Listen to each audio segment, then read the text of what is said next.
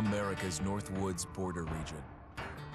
Within this land of 10,000 lakes and miles of dense timber, a hideous creature is believed to lurk.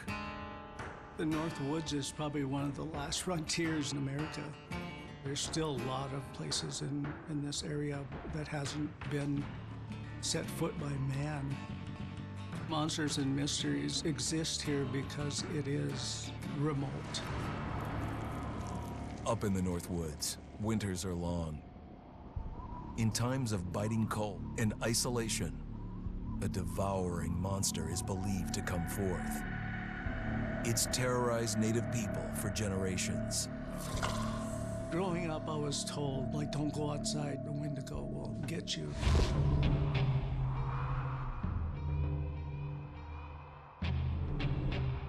Among the traditions of the northern Algonquin tribes is the Wendigo, a monster that can seize hold of a person to carry out its hunger for human flesh.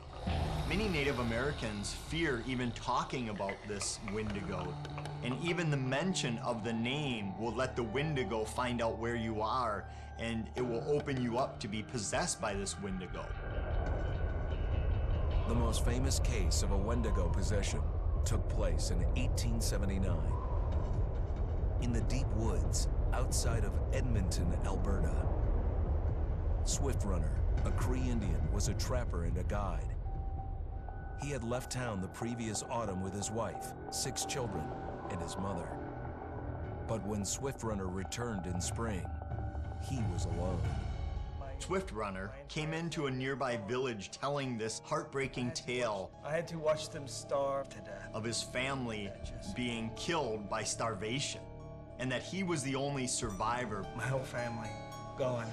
It wasn't hard to understand a family falling victim to a brutal winter. To even not. Yet something was suspicious about Swift Runner. He was a strapping man, and he came into town weighing over 200 pounds. It didn't look like somebody who had just weathered a terrible winter. He wasn't malnourished, didn't look like he was starving. He looked healthier than ever. After a few nights, it became clear that something was wrong. He started having night terrors, screaming in his sleep. I am the Wendigo! Villagers alerted the police. Swift Runner actually guided them back to his winter cabin. When they got there, that's when they saw the true horror.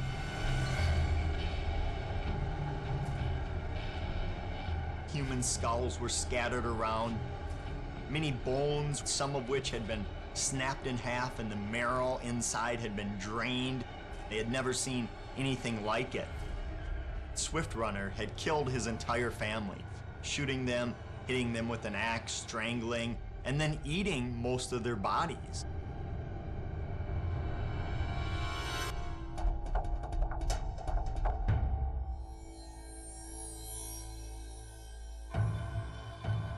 Right up until the moment the noose was on his neck, Swift Runner swore the evil spirit of the Wendigo had possessed him and twisted him into a cannibal killer. When he was on the gallows, Swift Runner himself said, "I am no longer a man.